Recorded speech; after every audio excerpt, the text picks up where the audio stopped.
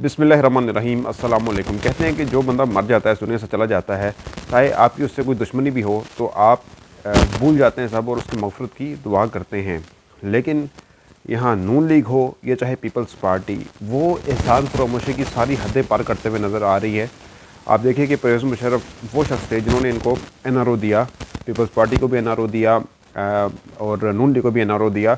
लेकिन इसके बावजूद आपने कल सेनेट में देखा कि क्या लोगों के रंग सामने आ रहे थे, चाहे वो पीपल्स पार्टी हो चाहे वो नून लीग हो।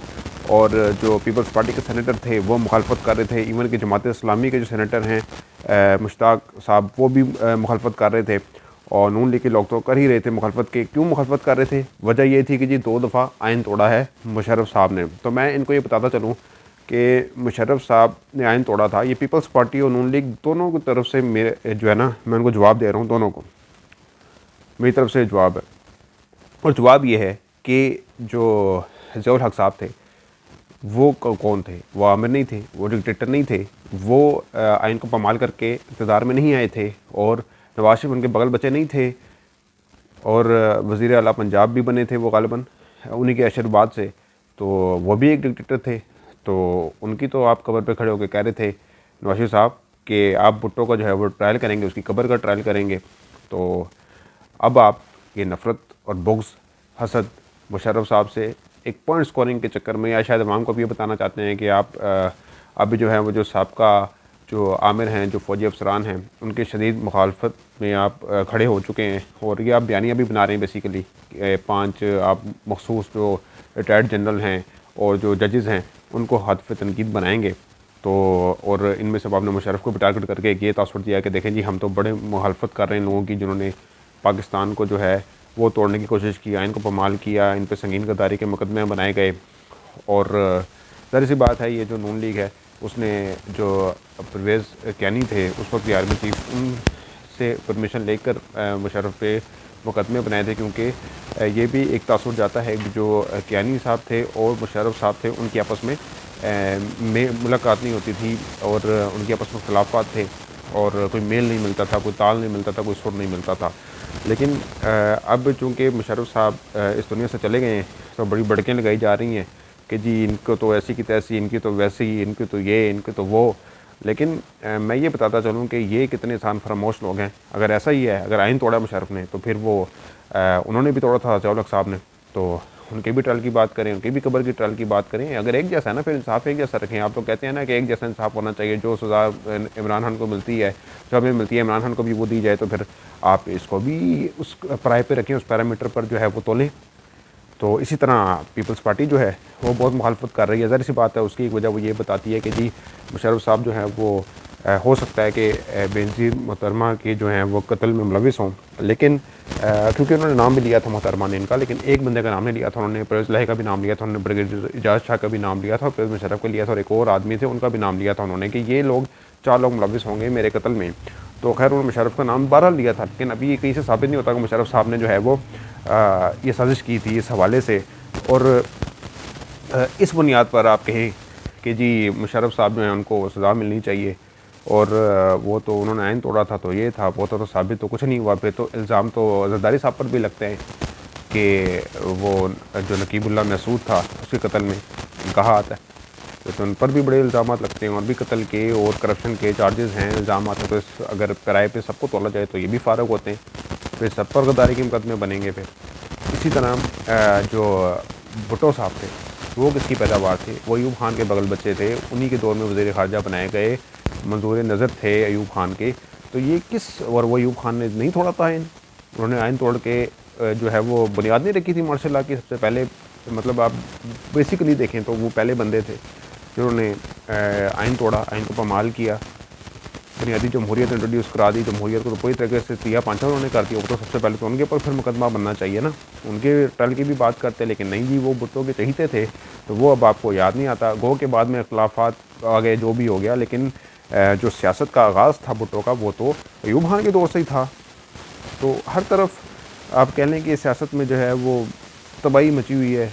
हर कोई एक दूसरे पर कीचड़ उछाल रहा है और अपना जो माजी है और अपना जो गिरेबान है وہ جاننے کی ذرا بھی زحمت نہیں کرتا۔ میں نے تباہی کی بات کی تو کل بھی زلزلے کے حوالے سے بات کی تھی، جو ترکی اور شام میں زلزلہ آیا تھا، اور اب اس کی تعداد مزید بڑھتی چلی جا رہی ہے۔ اب ہلاکتوں کی تعداد جو ہے وہ 5000 سے زائد جو ہے وہ تجاوز ہو گئی ہے اور بڑھ گئی ہے، اور اسی طرح زخمیوں کی تعداد بھی بڑھ گئی ہے۔ اچھا، میں آپ سے کچھ فیکٹس اس حوالے سے شیئر کرنا چاہ رہا ہوں کہ زلزلے جو آئے ہیں تاریخ میں، کتنا ہائی لیول کا زلزلہ آ چکا ہے، اس حوالے سے اگر میں بات کروں تو 1960 22 مئی 1960 میں لاطینی امریکہ کے جنوب میں واقع چلی میں تاریخ کا سب سے شدید زلزلہ آیا تھا، اور دوپہر کے 3:11 پر یہ تباہی مچی تھی، اور 10 منٹ تک بحر کاہل کے ساحلی پٹی کے تقریباً 5000 کلومیٹر سے 1000 کلومیٹر کے رقبے میں زلزلے کے شدید جھٹکے محسوس کیے گئے تھے۔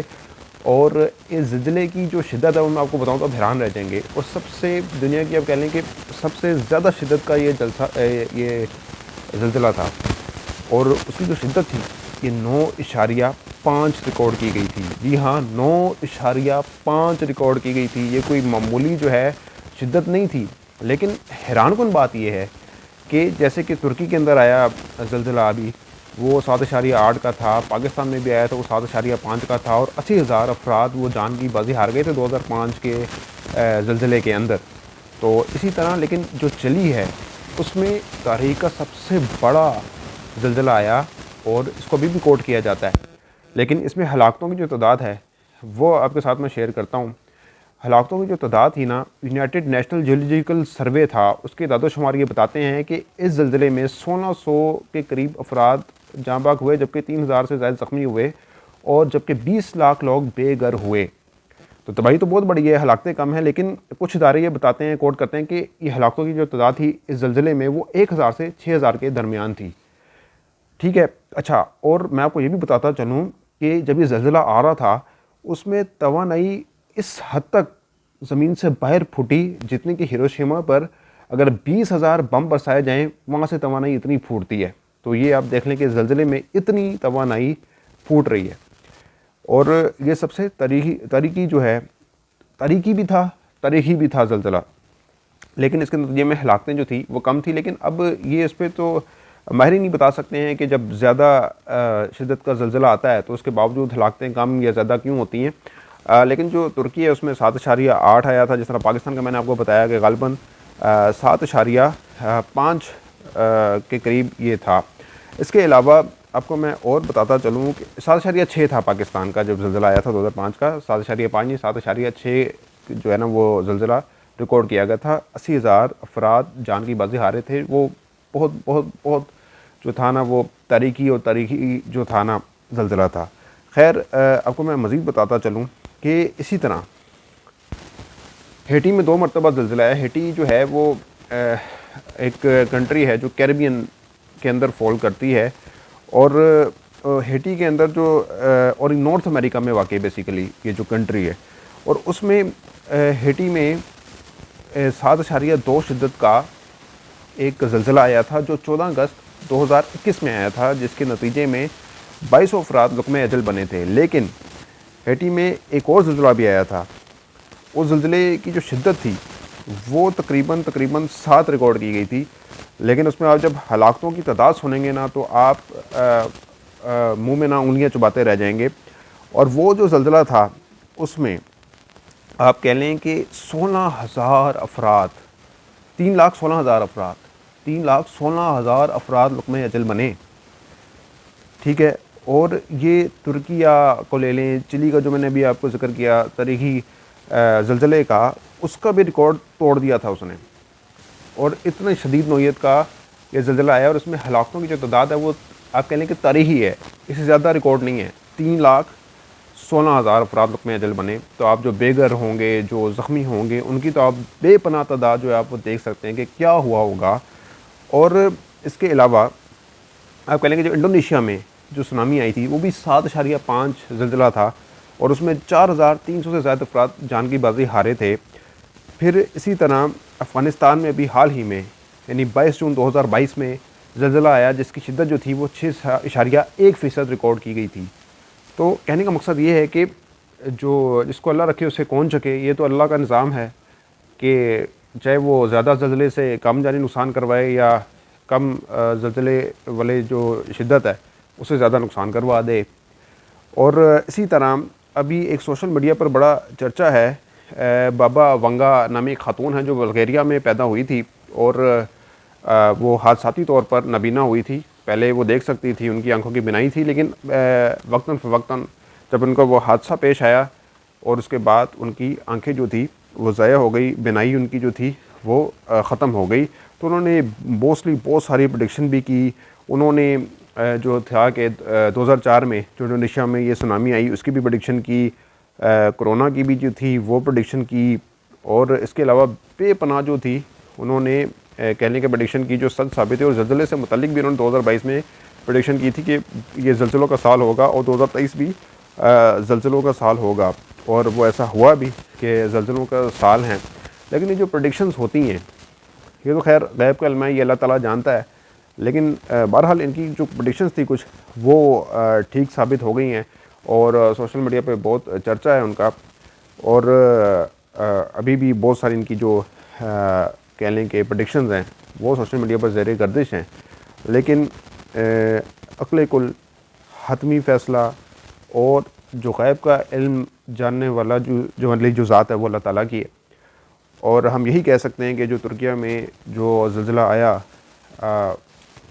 اس میں یہی ہے کہ ہم اللہ سے کثرت سے استغفار کریں اور ترکیہ کے لوگوں کے لیے دعا کریں، اور اب پاکستان کی جو فوج ہے وہ بھی ادھر ترکیہ جا کر مدد کرے گی۔ دنیا بھر سے جو ہیں وہ فوجیں جا رہی ہیں ان کی مدد کے لیے، تو ترکی والے ہمارے بھائی ہیں، ہمارے دوست ہیں، اور سب سے زیادہ جو عزت ہے وہ پاکستان کی ہی ملک کرتا ہے، تو ہمیں بھی چاہیے کہ اس مشکل وقت میں ان کا بھرپور ساتھ دیں۔ تو اب تک کے لیے اتنا ہی، اگلی ویڈیو تک کے لیے اجازت دیجیے گا، اپنا بہت خیال رکھیے گا، اللہ حافظ۔